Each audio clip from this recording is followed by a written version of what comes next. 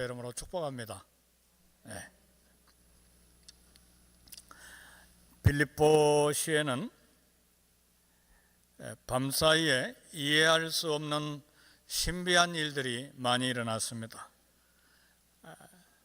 바울과 실라가 갇혀있는 감옥, 그리고 인근 빌립보 성읍에 지진이 일어났습니다.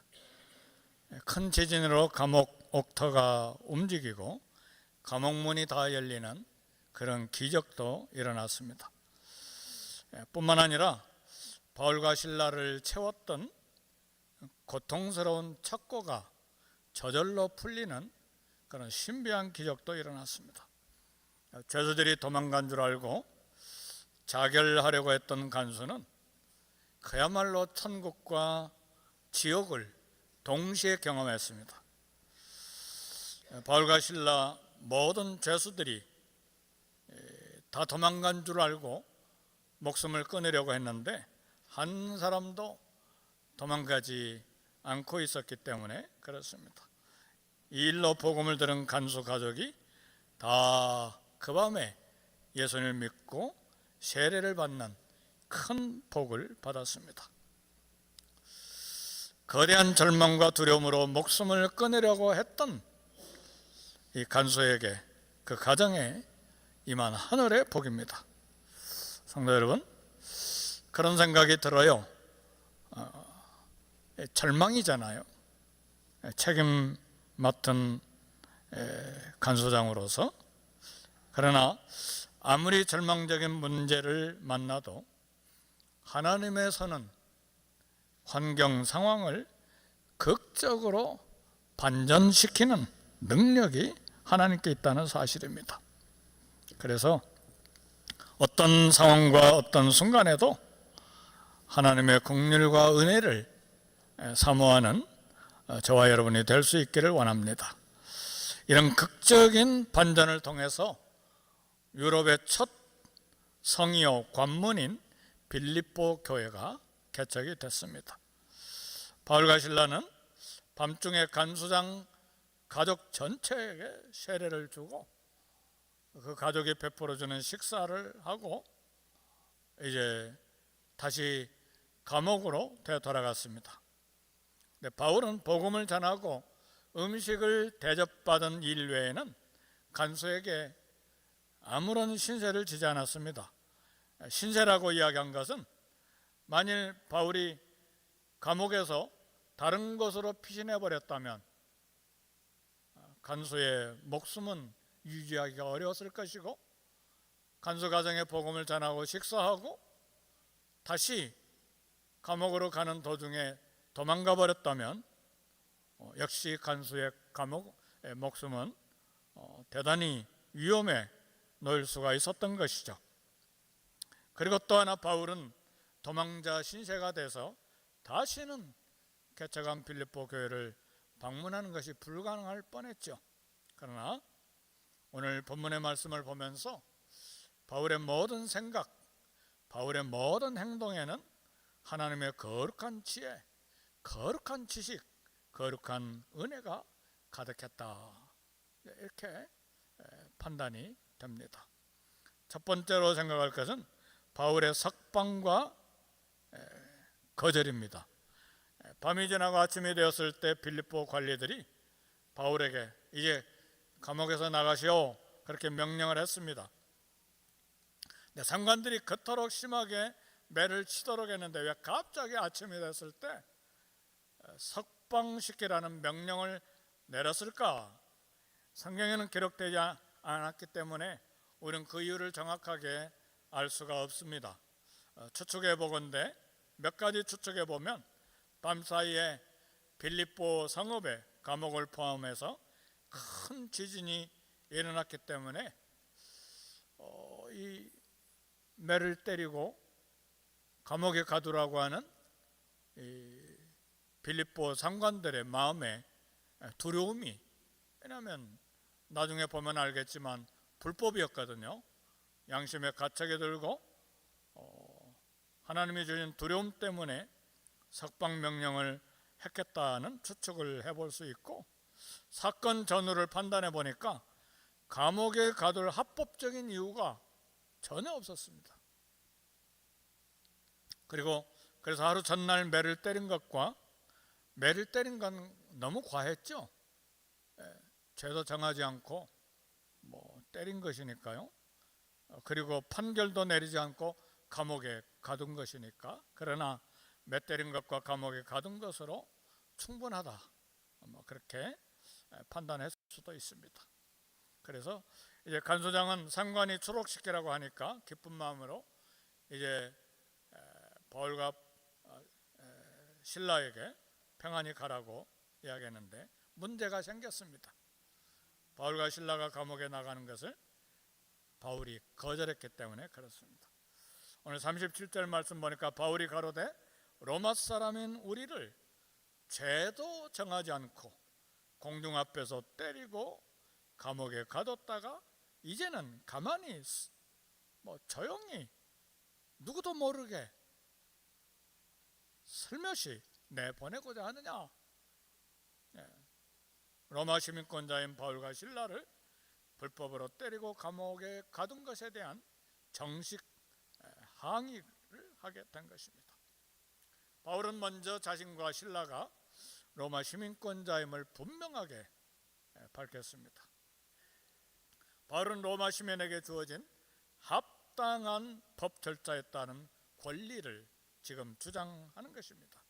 로마 시민권자들은 예수님이 오시기 전 BC 500년 전경에 시작된 로마법에 의해서 로마 시민들은 보호가 됐습니다. 그래서 이 로마법에 따라서 로마 총독이라 할지라도 분명한 범죄가 아니면 채찍으로 때리는 것은 불법이었습니다. 그리고 피고는 언제라도 심지어는 로마 황제에게까지 호소할 수 있는 법적인 권한이 로마 시민들에게 있었습니다. 따라서 로마 시민은 정식 재판 없이는 절대로 매질이나 감옥에 넣을 수가 없었습니다. 심지어는 로마법은 얼마나 합리적인 법이었는지 노예들에게도 변론할 수 있는 권리가 주어졌습니다. 바울은 나면서부터 로마 시민권자였기 때문에 이런 권리가 분명하게 합법된 것입니다. 빌립보 성읍 사람들이 바울을 유대인이라고 말했는데 사실은 혈통은 유대인이죠. 그러나 바울과 실라는 합법적으로 분명하게 로마 시민권을 가진 사람들이었습니다. 그런데 빌립보 관리들이 변론 기회나 법적 절차 없이 매질하고 감옥에 넣은 것입니다. 근데 바울은 즉각 석방을 거절했습니다. 그리고 이제서야 로마 시민권자임을 밝혔습니다. 우리는 바울과 실라가 왜 로마 시민권을 미리 밝히지 않았는가 궁금합니다. 왜 이제야 신분을 밝히는가? 우리는 바울의 생각을 알 길이 없습니다. 그러나 여러 신학자들의 이야기와 또 본문의 내용을 이렇게 맞춰보면 관리들이 매 때리기 전에 로마 시민권을 주장했다면 감옥을 다 피할 수 있었는데 그렇게 말하지 아니한 이유에 대해서 신학자 브루스는 이런 추측을 합니다. 막 사람들이 모이고 막 군중들이 모여서 바울과 실라를 고발했기 때문에 바울이 시민권자임을 이야기했지만 관리들이 듣지 못했다는 추측도 할 수 있는데, 그러나 실제 바울은 의도적으로 시민권을 쓰지 않았다, 그런 생각도 있습니다. 법을 잘 아는 바울이 이렇게 이제서야 강력하게 항의한 것은 자존심이나 명예 회복이 아니다. 무죄함을 공개적으로 인정받으려고 한 것은 의도적인 것이다. 빌립보 갓 태어난 개척교회 빌립보 교회 때문이다, 이런 생각을 합니다. 빌립보 관리들과 여종의 주인들이 더 이상 빌립보 교회 성도들을 방해하지 않도록, 바울이 떠나도 교회가 계속해서 전도하는데 방해하거나 위축되지 않도록 이렇게 한 것이다, 이렇게 생각해 볼 수 있습니다. 바울은 아무 때나 로마 시민권을 사용한 것이 아니라 교회를 위해서 사용했다, 이렇게 말할 수 있습니다. 그래서 여기에서 우리는 두 번째로 복음을 위한 자세에 대해서 생각해 봐야 합니다. 바울은 로마 시민권을 개인적인 이기와 권한을 표하려고 사용하지 않았습니다. 빌립보에 장기간 머물러 목회할 사람이 아니고 떠나야 되는 그런 순회 선교사님이죠. 그렇죠? 빌립보에만 머물러서 목회할 사람이 아니잖아요. 빌립보, 데살로니가, 베레아, 아덴, 고린도, 에베소, 로마, 계속 순회하는 선교사 사역이기 때문에 이제 떠나야 되는 이 빌립보 교회에 이 상황을 어떻게 사용해야 빌립보 교회가 안전할 수 있을까? 그래서 남겨질 교회와 빌립보 교인들이 더 이상 불법을 당하지 않도록 이렇게 정식으로 항의했다고 보는 것입니다. 이런 이유로 바울은 빌립보 관리들이 공식적으로 사과하도록 요구하고 그들의 불법을 고발한 것입니다. 여기서 우리는 주님의 복음을 위한 자세, 사역의 자세를 생각해 볼 필요가 있습니다. 빌립보서 2장 6절 8절 보면 그는 근본 하나님의 본체시나 하나님과 동등됨을 취할 것으로 여기지 아니하시고 오히려 자기를 비워 종의 형체를 가지사 사람들과 같이 되셨고 사람의 모양으로 나타나사 자기를 낮추시고 죽기까지 복종하셨으니 곧 십자가에 죽으심이라 그랬습니다. 예수님이 이 땅에 오실 때에 왕자의 신분으로 오시지 않고 죄인의 몸을 입고 이 땅에 오셨습니다. 이것이 복음을 전하는데 아주 중요한 자세입니다. 낮은 자리로 내려오신 것입니다. 예수님께서 가난한 집안의 목수의 아들로 그리고 가난한 짐승의 구유에 오신 이유가 분명히 있습니다. 춥고 어둡고 가난한 땅에 가난한 모습으로 오셨을 때에 죄인들이 훨씬 더 쉽게 마음을 열 수가 있었기 때문입니다. 그래서 우리 기독교는 사랑하는 성도 여러분, 예루살렘의 부유층과 고급 랍비 학자들로부터 시작된 것이 아닙니다. 기독교는 갈릴리 어촌의 가난하고 학문이 없는 어부들로부터 시작이 됐습니다. 기독교는 로마의 귀족층과 최상위 엘리트로부터 시작된 것이 아닙니다. 로마의 기독교는 대부분이 노예들인 가난한 출신으로부터 교회가 시작이 됐습니다. 그들이 말씀을 순결하게 믿고 따르며 살았습니다. 이런 노예들의 삶에 로마의 귀족들이 감동을 받은 것입니다. 그리고 마침내 로마 제국은 AD 313년 기독교를 로마의 국교로 정했습니다. 엄청난 사건이죠. 오늘날 선교지에서도 마찬가지입니다. 선교도 대단한 학위, 대단한 큰 물질, 이걸 우선하면 실패합니다. 예수님의 복음 전파는 예수님의 자기를 낮추시고 복종하신 방법으로 시작되었습니다. 권력자들과 종교의 귀족들은 예수님을 멀리하고 귀를 막고 복음을 싫어했어요. 그러나 예수님이 이 땅에 계실 때에 죄인들이 먼저 귀를 열고 가난한 병자들이 먼저 마음을 열고 예수님을 믿었습니다. 예수님이 이 땅에 오셔서 사역하신 모습을 잘 보여주는 성경 구절이 또 성경에 많이 있습니다. 이사야 53장 7절은 이렇게 이야기합니다. 그가 곤욕을 당하여 괴로울 때도 그의 입을 열지 아니하였으며 마치 도수장으로 끌려가는 어린 양과 털 깎는 자 앞에서 잠잠한 양같이 그의 입을 열지 아니하였도다 그랬어요. 어린 양과 같이 잠잠한 양같이 그 입을 열지 아니하였도다. 십자가 복음을 전하신 모습입니다. 저는 목사이지만 이제 솔직한 고백은 주님의 모습과 제 마음의 모습과는 거리가 먼 것들이 많이 보입니다. 억울함이 있어도 고통이 있어도 입을 열지 아니하는 인내가 필요한데, 그러나 제 마음속에 의롭다는 변명이 가득한 것을 봐요. 그것이 이 목회자의 마음을 힘들게 만들고 우리의 마음을 힘들게 만듭니다. 나나 우리 성도님들이나 말을 많이 하고 싶은 건 뭡니까? 내가 옳다는 주장을 하고 싶은 것이죠.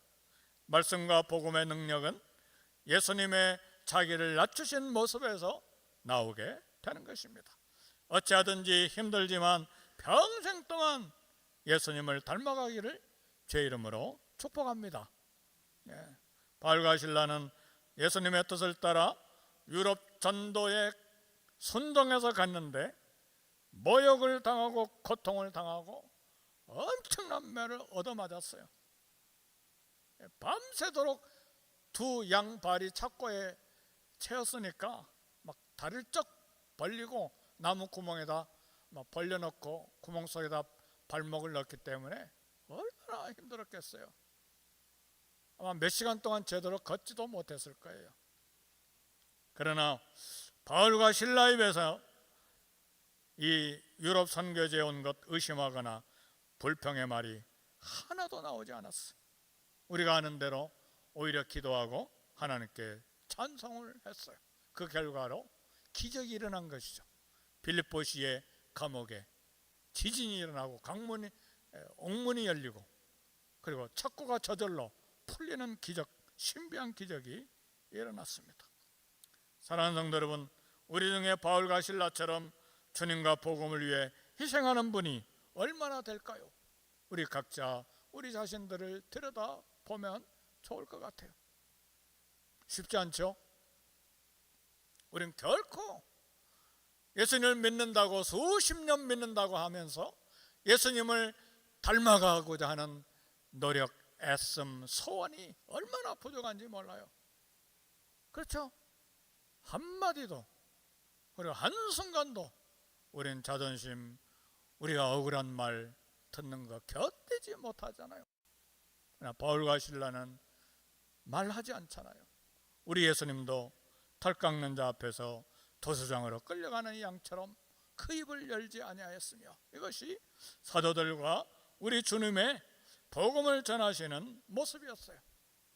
이 시간에 우리가 도전받을 건 그거예요. 우리 주님이 하늘나라에 들어가려면 사도 바울의 입을 통해서 하신 말씀이잖아요. 너희가 천국에 들어가려면, 우리가 천국에 들어가려면 많은 환난을 겪어야 할 것이라고 그랬잖아요. 아주 잔잔한 호수를 배져가는 것도 아니고 만사형통하는 그런 신앙생활이 아니라 사막과 강과 그다음에 산원 폭풍을 그걸 뚫고 가는 것이 우리 신앙생활이잖아요. 이것을 생각하고 주님이 어떻게 이 길을 걸어가시면서 하나님의 나라를 위해 수고하셨는가를 생각하고 도전을 받아야 될 것입니다. 사도 베드로는 베드로전서 4장 13절에 이렇게 이야기합니다. 오직 너희가 그리스도의 고난에 참여한 것으로 즐거워하라. 이는 그의 영광을 나타내실 때 너희로 즐거워하고 기뻐하게 하려 함이라. 사도 베드로가 한 말이에요. 그리스도의 고난에 참여한 것으로 즐거워하고 그 영광 나타내 주실 때 즐거워하고 기뻐할 소망을 가지라. 누가 한 이야기예요? 사도 베드로예요. 사도 베드로는 과거에는 어떤 사람이었어요? 자기 잘난 맛에 살았잖아요. 그리고 겟세마네 동산에서, 그리고 법정에 몰래 들어가서 너도 그 당이라, 너도 갈릴리 사람이야, 너도 예수 당이잖아. 그러니까 막 나 몰라, 죽었다 깨라도 나 몰라 하고 막 도망가 버렸잖아요. 그런데 사도 베드로가 오랫동안 복음을 전하고 성령의 충만함으로 전도하고 말씀을 가르치고 이제 노년의 때가 되니까 고난에 참여하는 것으로 즐거워하라.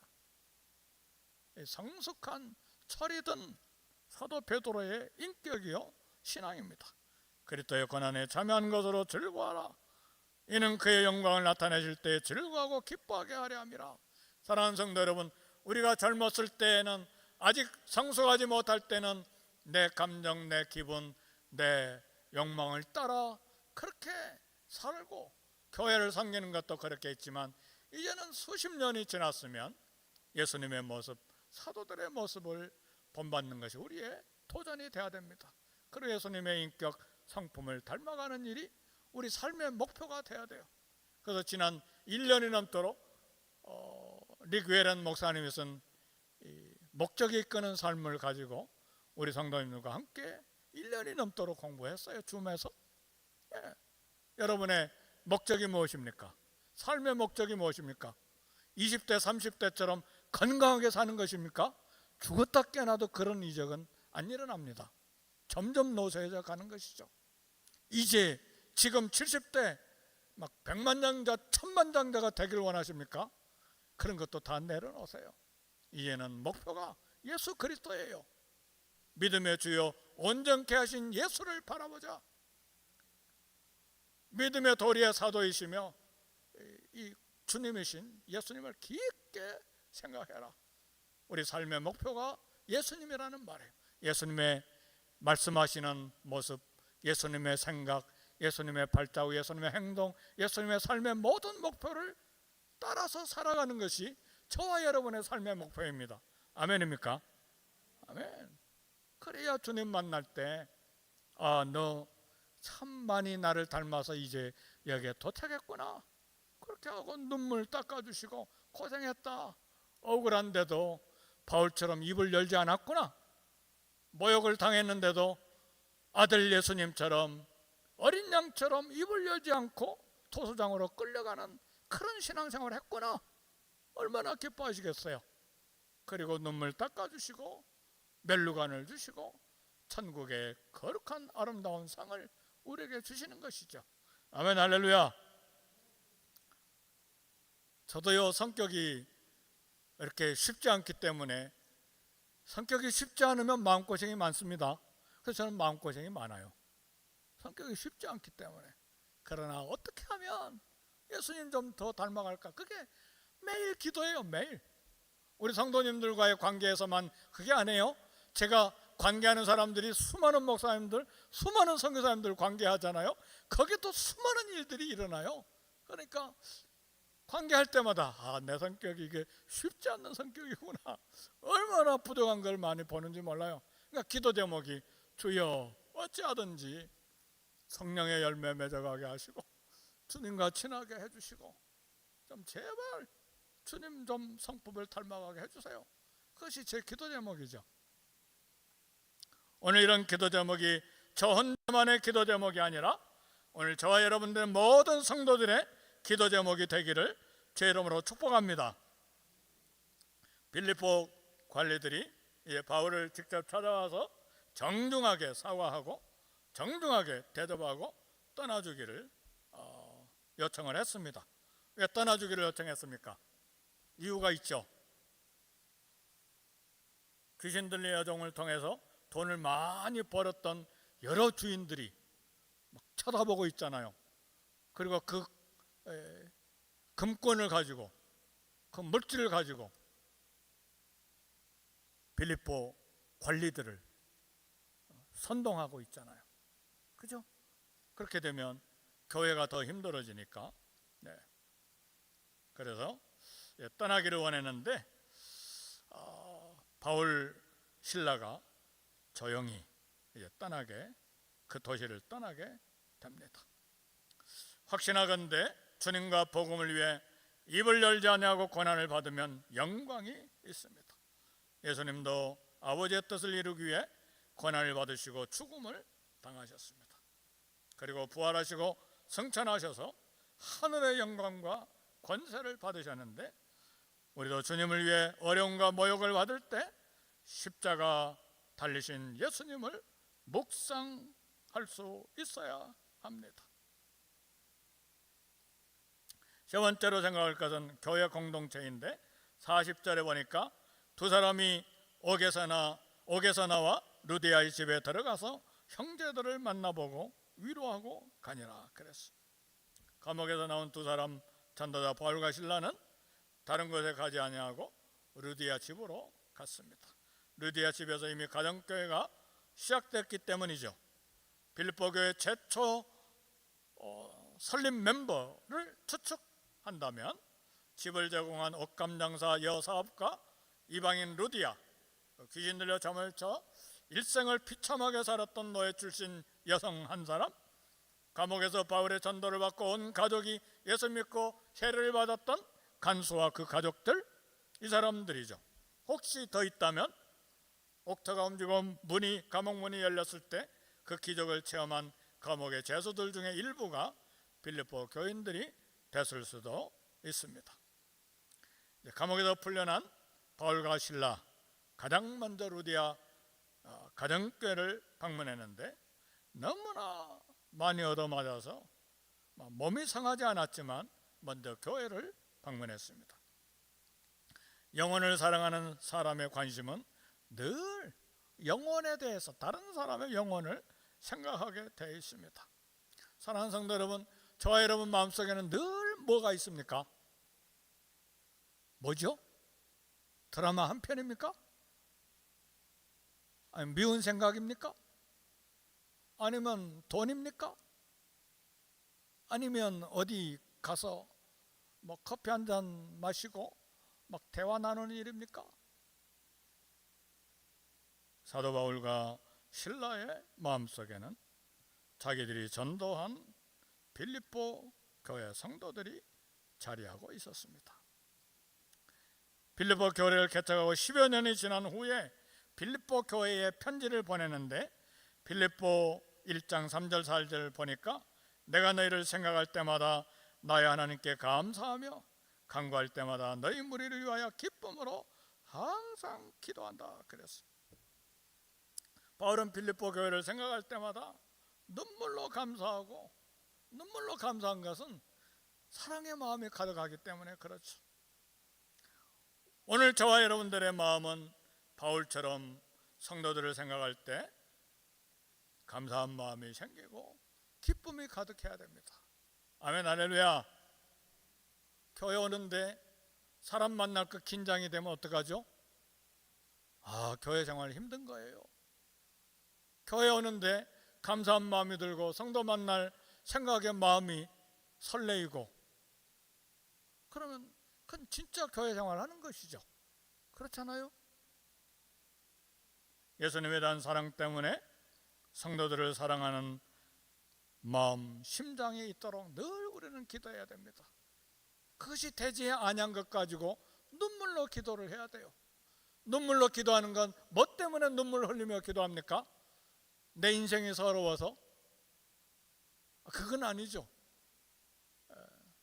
물론 인생이 서러워서 눈물을 흘릴 때도 있지만 그거 가지고 늘 우려해야 될 필요는 없죠. 또 힘있게 살면 되니까요.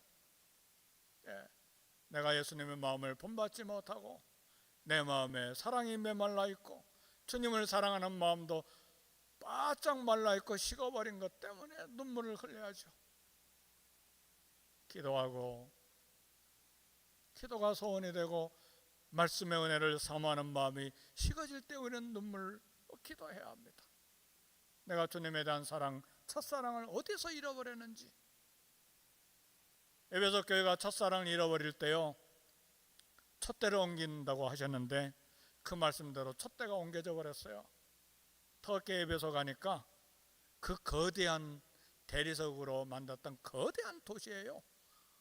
돌무더기만 있어요. 그 거대한 도시가 아름다운 대리석, 기둥, 집 다 돌만 있어요. 돌무더기. 전쟁을 통해서, 지진을 통해서 다 무너졌어요. 지금 박물관이에요. 그 아름다운 거대한 도시가 촛대도 사라져 버렸어요. 교회도 없어요. 건물이 다 무너졌으니까. 사도 요한 무덤만 있는 것을 봤어요. 그리고 하나 온전한 것 하나 남았는데 원형 경기장만 제대로 돼 있더라고요. 그건 왜 안 무너졌는지 모르겠어요.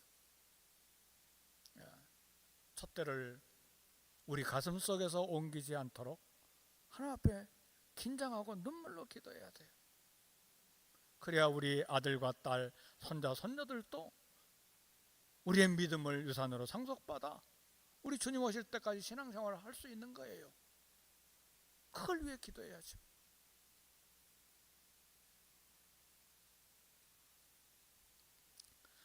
바울 전도팀은 터키 튀르키예 항구 도시 트로아에서 배를 타고 빌립보에 도착하고 이방인 여자들이 안식일에 기도 모임을 갖고 있는 강가를 방문해서 첫 신자로 루디아를 얻었습니다.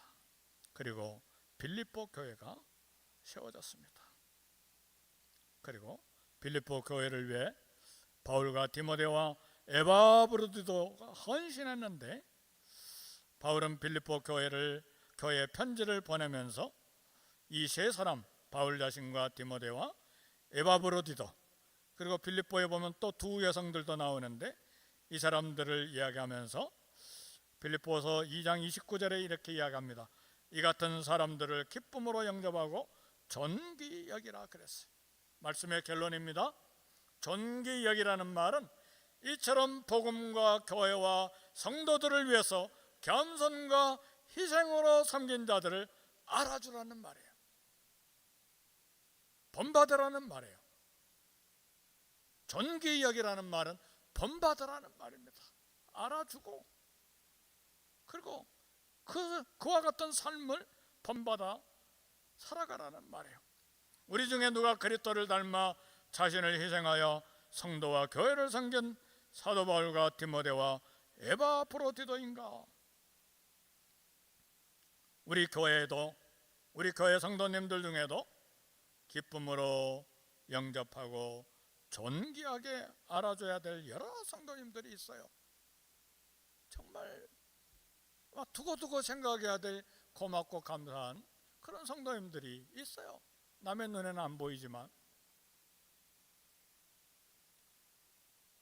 이처럼 교회가 알아주는 겸손한 섬김과 희생적인 섬김의 성도들이 되기를 우리는 기도해야 돼. 그래서 바울은 빌립보 교회 편지를 보면서 눈물로 기도한다고 그러잖아요. 너무 감사하고 기쁘기 때문에. 빌립보 교회가 또 그렇게 했어요. 네, 교회라고 하니까 이 건물이 그렇게 한 것이 아니라 빌립보 교회 성도들이 그렇게 했다 하는 말이에요. 이런 성도들을 하늘에서 하나님 아버지와 예수님께서도 알아주십니다. 교회와 복음을 전하는 일을 섬김으로 하나님이 알아주시는 아름답고 존귀한 성도님들이 되시기를 제 이름으로 축복합니다. 네. 우리 잠깐 세례식을 갖도록 하겠습니다. 우리